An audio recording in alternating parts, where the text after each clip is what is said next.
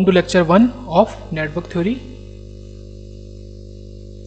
Lecture 1, or I will say notes part 1 of network analysis or network theory.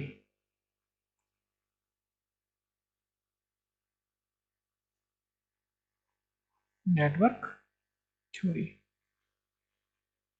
So हम बात करेंगे सबसे पहले circuit and network. This is just for revision.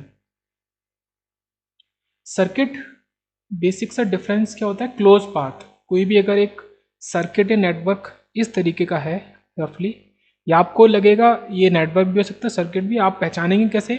This is all closed. So कोई भी close part की चीज होगी तो वो आपका सर्किट होगा, डेफिनेटली सर्किट होगा. अब डिफरेंस क्या है main? And network can be closed और ओपन. कैन बी क्लोज और ओपन, कुछ भी हो सकता है, ओपन भी क्लोज भी.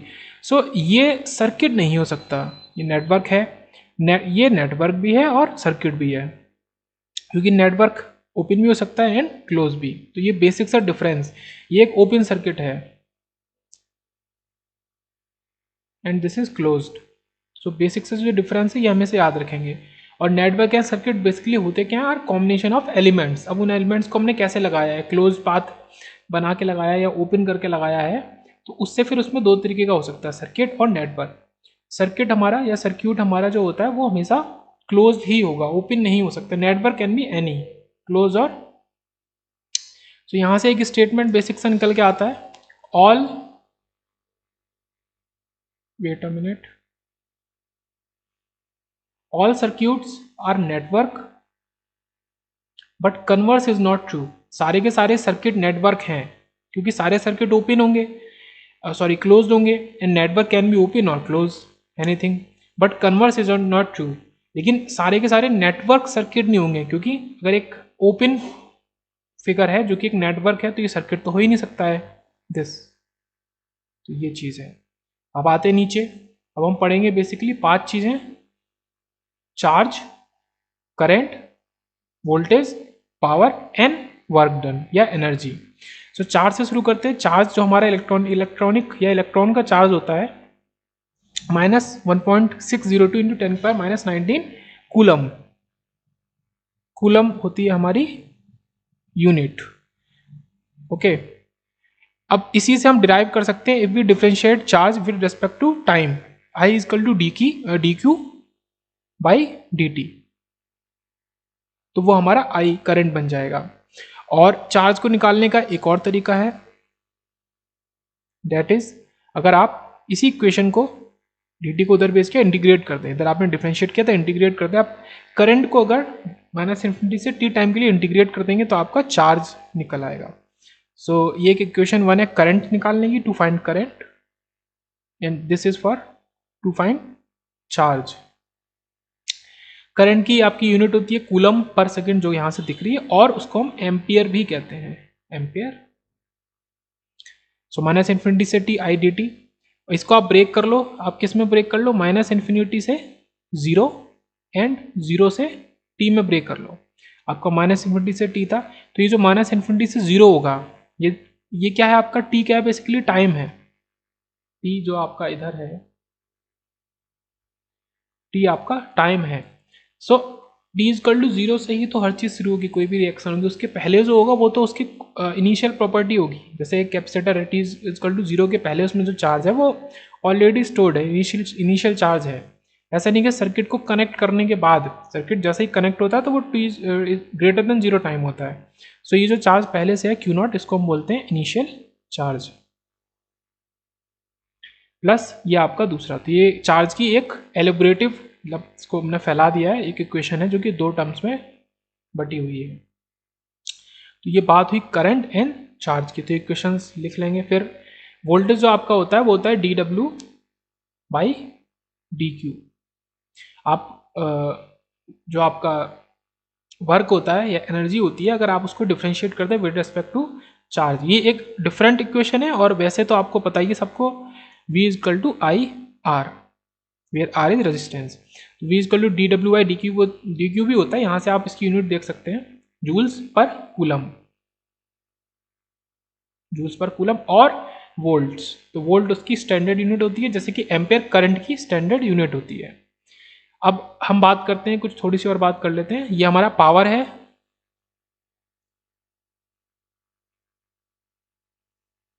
सो यूनिट हो गई। पावर क्या होता है, अगर आप विद रेस्पेक्ट टू क्यू कर दें, विद रेस्पेक्ट टू टी कर दें, ये आपका वोल्टेज हो जाता है, and this will be your power.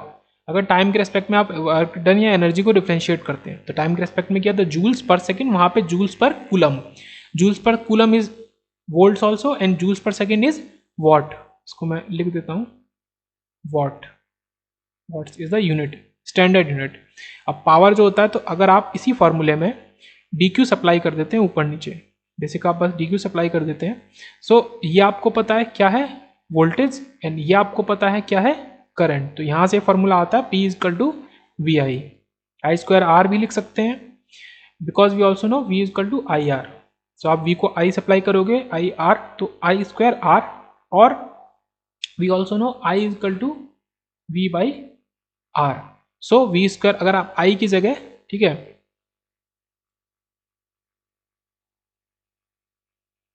I की जगह आप V बाई आर लिख दो, या V की जगह आप आई आर लिख दो, तो आपकी ये दो फॉर्मूले निकल आएंगे। एंड V स्क्वायर G भी लिख सकते हैं, G क्या होता है, कंडक्टेंस होता है, वो 1/R, रेशियो ऑफ रेजिस्टेंस, ये कंडक्टेंस G। तो V स्क्वायर G भी लिख सकते हो, या आई स्क्वायर डिवाइडेड बाई G भी लिख सकते हो। तो ये चार डिफरेंट फॉर्मूले, 5 टोटल फॉर्मूले हमारे निकल के आए पावर के। We only know direction of current, voltage polarity. अब हम देखेंगे absorbing, absorbing and delivering power, absorbing and delivering का कॉन्सेप्ट देखेंगे।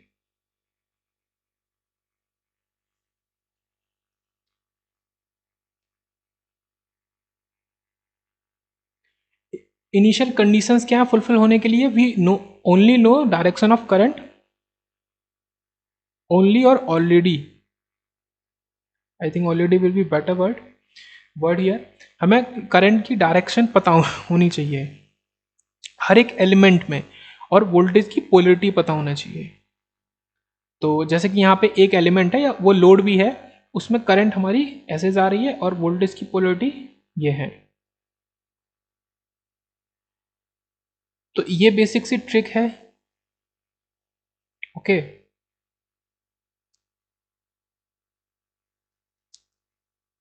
ये बेसिक सी ट्रिक है जो आप याद करेंगे।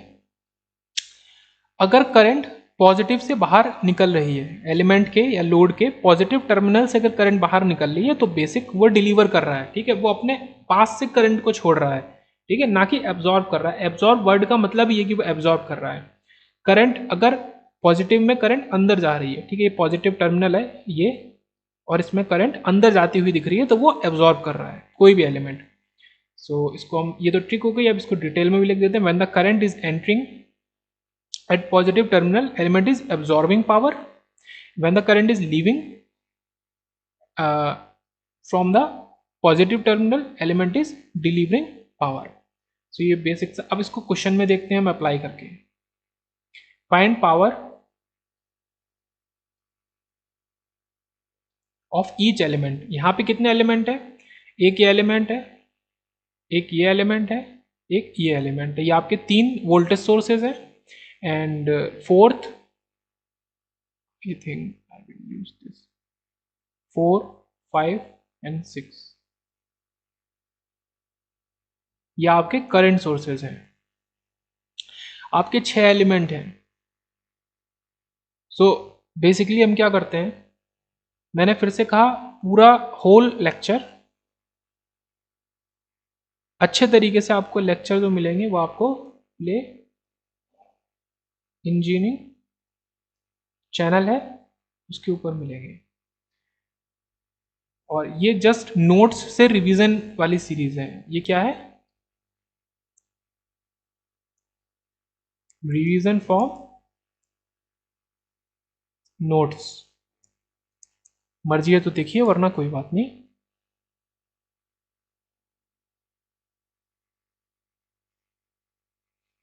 अब हम क्या करते हैं, सब में से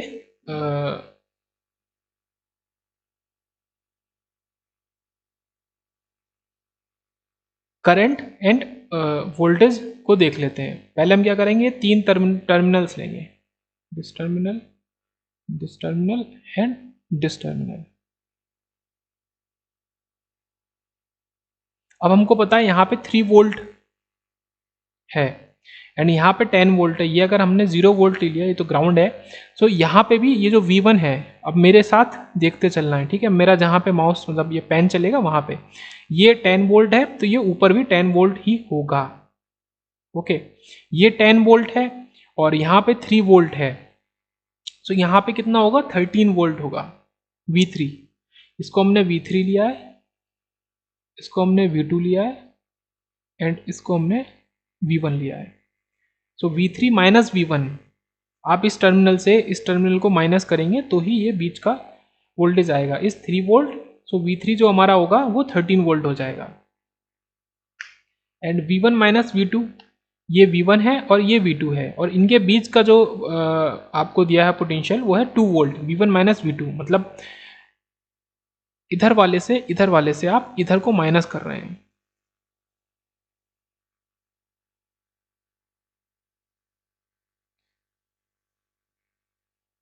V1 से आप, क्योंकि V1 10 वोल्ट है, बड़ा है, और V2 छोटा है, V1 माइनस V2 कर रहे हैं, उसको माइनस कर रहे हैं, तो ये आपका बीच का आया पोटेंशियल 2 वोल्ट्स। तो V1 minus V2 is equal to 2। तो जब ये 10 है, यहाँ पे 2 वोल्ट है, तो यहाँ पे कितना होगा, 8 वोल्ट होगा। तो V2 का 8 वोल्ट, V3 का 13 वोल्ट और V1 और वी ऑलरेडी नो 10 वोल्ट जो कि नीचे था। तो ये तीन तो आपके टर्मिनल के पोटेंशियल आपको पता चल गए। आपको सारे पोटेंशियल्स, ये 3 टर्मिनल बनने हैं, 1 2 3, जहाँ पे एक से ज़्यादा, 2 से ज़्यादा नोड कनेक्ट हो रहे हैं। ये आपको ऑलरेडी पता है 0 वोल्ट है, ये 0 वोल्ट है। तो आपको जितने भी टर्मिनल्स थे सबका पोटेंशियल ऑलरेडी पता चल गया है। अब आपको करंट पता करनी है। सो ये आपकी 6 एम्पियर करंट है, यहाँ पे 8 एम्पियर, सॉरी ये 5 एम्पियर और ये 6 एम्पियर, ये दोनों मिला के क्या बना देंगे, 11 एम्पियर करंट को बना देंगे। सो 5 एम्पियर यहाँ से जा रही है, 6 यहाँ से जा रही है, तो यहाँ से 11 एम्पियर करंट जा रही है एंड यहाँ से आपको पता है 4 एम्पियर करंट जा रही है और यहाँ पे 5 जा रही है, तो यहाँ से कितनी और आनी चाहिए, 1 एम्पियर और आनी चाहिए, ठीक है। ऐसे एक एक क्या होता है ना, एक बुक है, सबको पता है, बहुत अच्छी बुक है, connect the dots, connect the dots.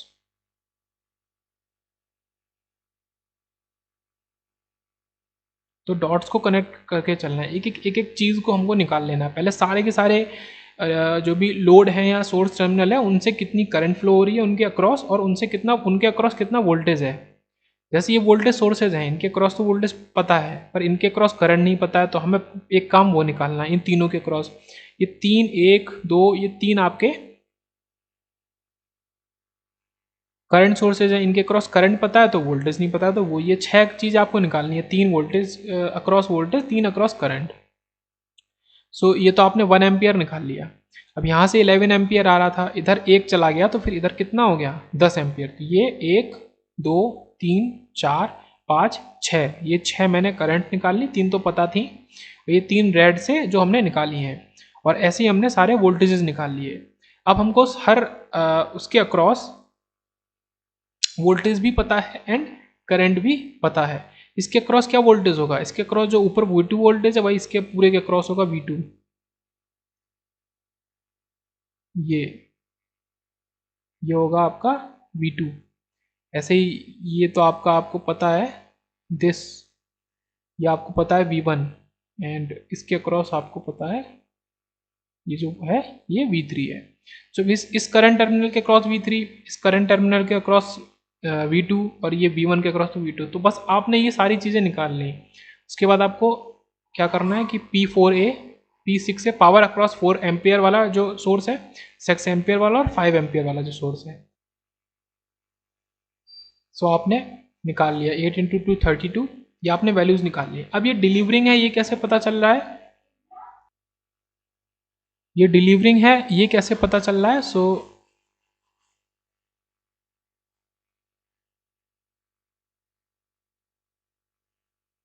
ये आप करंट सोर्स देखिए, इसका पॉजिटिव टर्मिनल मतलब जहाँ से करंट जा रही है वहाँ पे क्या है, पॉजिटिव टर्मिनल है, तो ये डिलीवर कर रहे हैं, ये सारे के सारे डिलीवर कर रहे हैं। और ये जहाँ करंट आ रही है वहाँ पे पॉजिटिव टर्मिनल में करंट आ रही है। तो ऐसे ही सारे के सारे जो वोल्टेज सोर्स हैं, ये करंट यहाँ से जा रही है और ये करंट यहाँ से जा रही है, तो अपोजिट है, पॉजिटिव से अंदर घुस रही है और करंट सोर्सेज की पॉजिटिव से बाहर निकल रही है।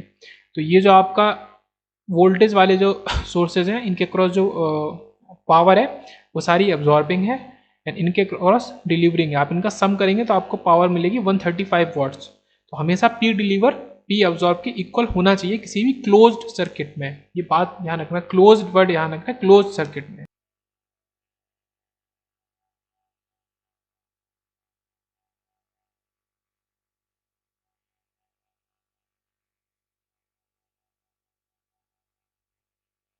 नेक्स्ट एक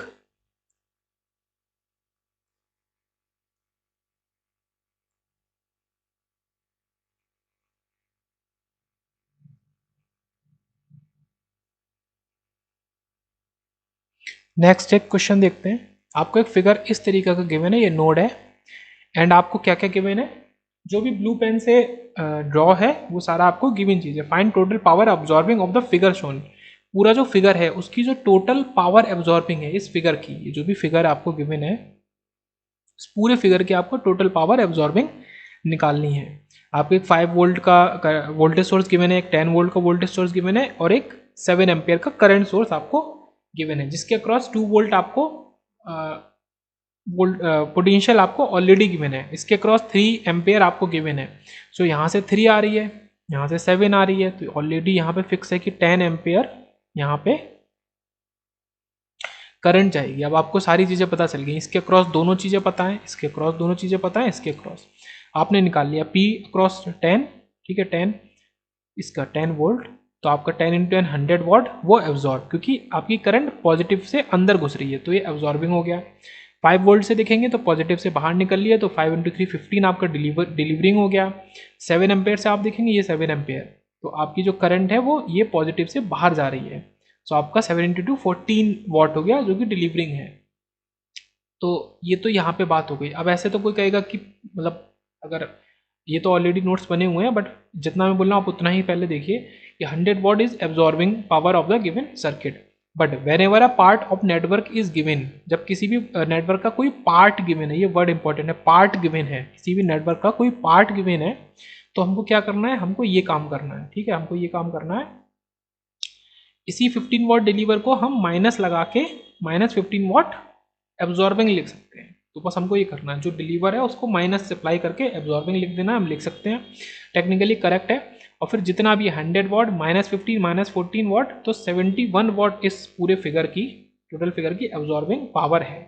ये काम हमेशा ध्यान रखना, जब भी कोई part of a circuit given हो, आपका part of a circuit given है तो हम ऐसा करेंगे।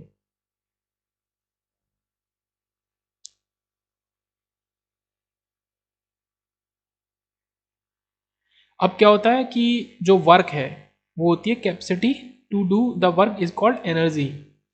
किसी भी काम को करने की जो कैपेसिटी है उसको हम एनर्जी बोलते हैं, और उसको हम लिख सकते हैं W इक्वल टू 0 से T P dt, where P is the power, everyone knows. इसकी यूनिट होगी जूल्स और वॉट सेकेंड, ये वॉट है और dt यहाँ पे T सप्लाई होगा, सो वॉट सेकेंड इसकी यूनिट है। अब एक क्वेश्चन लेते हैं, अच्छा सा क्वेश्चन लेते हैं।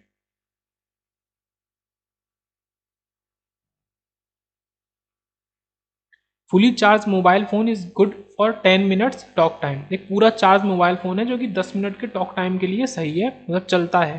एक पूरा चार्ज मोबाइल आप करोगे उसमें टॉक टाइम आपको केवल 10 मिनट मिलेगा। During talk time battery delivers 2 ampere. तो ये सब इंपॉर्टेंट इसमें जो वर्ड्स हैं को लिख रहे हैं कि टॉक टाइम के दौरान आपकी जो बैटरी है वो 2 एम्पेयर डिलीवर करती है। Find energy of the battery during talk time. तो टॉक टाइम के दौरान ये जो मतलब ये आपका 0 से शुरू होगा और 10 मिनट तक जाएगा, तो इसके बीच में जो एनर्जी है वो कितनी है, आपको ये बताना है कि energy of the battery during the talk time. Battery of phone, phone की बैटरी की एनर्जी कितनी है टॉक टाइम के दौरान। अब आपको एक फिगर गिवन है, ये आपको ये वोल्टेज दिया है, ये आपको टाइम दिया है, ये 10 मिनट तो आपका क्या है कि इनिशियली ये 0 से शुरू नहीं हो रहा है, this is not starting from 0 0 year, ये इनिशियली 10 से शुरू हो रहा है ग्राफ, और V से 12 से शुरू हो रहा है, फिर आपका आ रहा है और ये 10 तक आ रहा है, दिस इज 10 वोल्ट। तो ये आपका VT का एक ग्राफ दिया हुआ है। अब इसको सॉल्व करने के दो मेथड्स हैं, और जो आपको सही लगे आप वो ले सकते हैं। तो फर्स्ट मेथड क्या कहता है, एरिया अंडर द कर्व आपको निकालना है, आपको एरिया अंडर द कर्व निकालना है। सो या तो आप ट्रेपेजियम को लेके निकाल लीजिए, या फिर ये आपका ट्राइंगल है तो हाफ ये आपका, और क्या करेंगे हमेशा हम, क्योंकि यूनिट पे वर्क कर रहे हैं सेकंड में, हम मिनट पे नहीं वर्क कर रहे हैं, तो 10 मिनट को सेकंड में चेंज कर लेंगे, जो कि आ जाएगा आपका 600 सेकंड। सो हाफ 600 इंटू 2, ये आपका इस ट्राइंगल का एरिया हो गया, आपका ट्राइंगल का एरिया हो गया। आप सामने करेंगे कि आपको इसका एरिया निकालना है।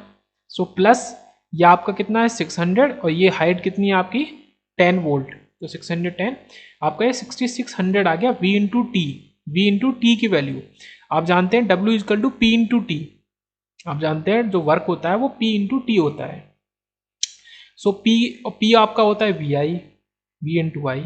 सो V इंटू टी आपने यहाँ से अलग कर लिया, I अलग कर लिया, I आपको गिवन है 2, तो ऐसे आपका 30,200 जूल्स और 13.200 किलो जूल्स आपका आंसर आ गया, 13.2 किलो जूल्स आपका आंसर आ गया। तो ये तो बहुत इजी और बहुत सही तरीका है, एक्यूरेट तरीका है। अब मेथड 2 क्या कहता है कि आपको स्लोप निकालेंगे, हम इसका स्लोप निकालेंगे, we will find slope of this curve and then we will solve. y equal to mx होता है स्लोप,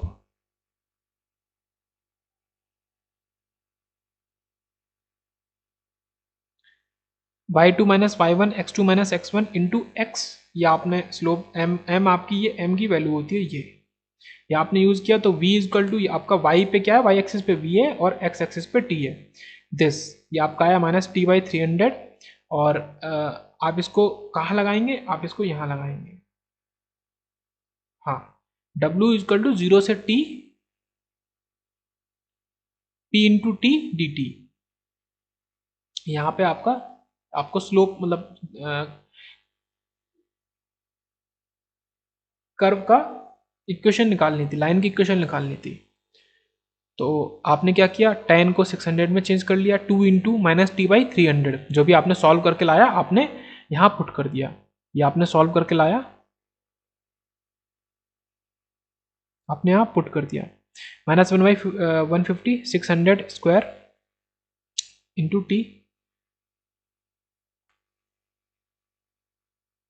वर्क क्या था, मैं एक बार फिर लिख देता हूँ यहाँ पे, ये है आपका वर्क 0 से 600 2 minus T by 300 D T, यह आपका वर्क है। सो 2 से 300 को करेंगे तो आपका बाहर सप्लाई हो जाएगा ये, और जो टी बचेगा उसको इंटीग्रेट करेंगे तो T square by 2, so T square by 2, और टी में हम पुट कर देंगे 600, जीरो तो पुट करने की लिमिट की जरूरत नहीं है, तो सॉल्व होके आपका ये आएगा माइनस 1200।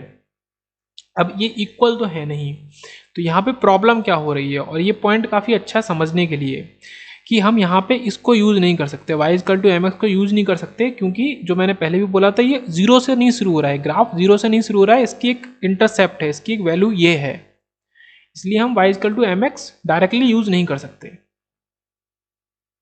तो हम यूज़ करेंगे y minus y one equal to m x minus x one, m को हमने ऑलरेडी सॉल्व कर लिया था, x1 हमारा 0 है, टाइम हमारा 0 से शुरू हो रहा है, बट ये माइनस 12 से शुरू हो रहा है, v माइनस 12 से शुरू हो रहा है, सॉरी, तो v माइनस 12। अब आप सॉल्व करेंगे तो आपका ये वैल्यू आएगी, और आप इसको रख के वो w इक्वल टू 0 से t p D T p into T जो भी इक्वेशन है, अब इसको रख के आप सॉल्व करेंगे तो आपका आंसर 13,200 जूल्स या 13.2 किलो जूल मिलाएगा। अब एक इंपॉर्टेंट पॉइंट देख लेते हैं, अगर I निकालना है तो I equal to d q by d t, जो कि होता है डी क्यू या फिर क्यू बाई टी के फॉर्म में होता है।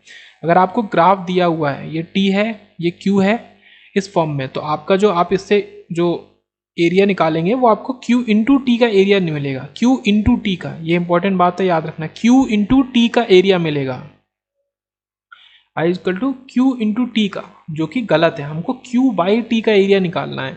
इसीलिए हम ये तरीका नहीं यूज़ कर सकते, हम एरिया अंडर कर्व नहीं लगा सकते, क्योंकि वो हमें Q इंटू टी का देगा, मतलब ग्राफ हमें Q इंटू टी देगा, और वो हम यूज़ नहीं कर सकते, हमें Q डिवाइडेड बाई टी चाहिए, तो हम स्लोप निकाल के और उसको डिफ्रेंशिएट करेंगे, वही तरीका जो ऊपर हमने लगाया है लाइन की इक्वेशन लगा के। तो ये हम याद रखेंगे। अब क्लासिफिकेशन ऑफ एलिमेंट्स पे आते हैं।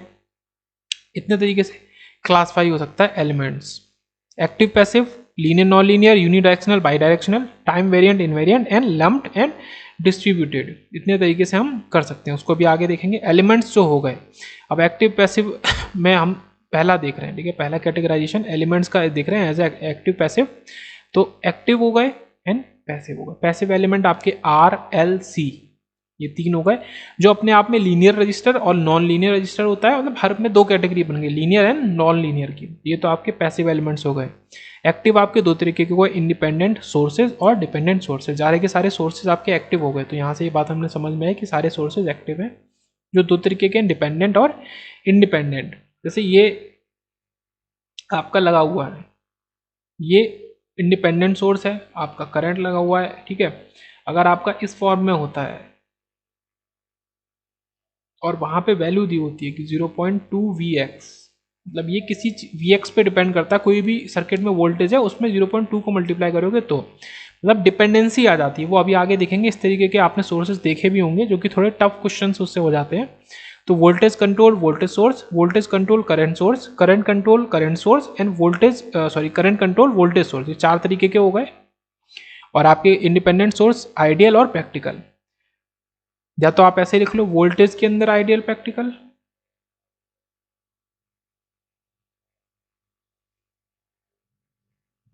और करंट के अंदर आइडियल प्रैक्टिकल। आप उसका उल्टा लिख लो, आइडियल आपके दो तरीके के हो गए, voltage and current source, practical आपके दो तरीके के हो गए, वोल्टेज एंड करंट सोर्स।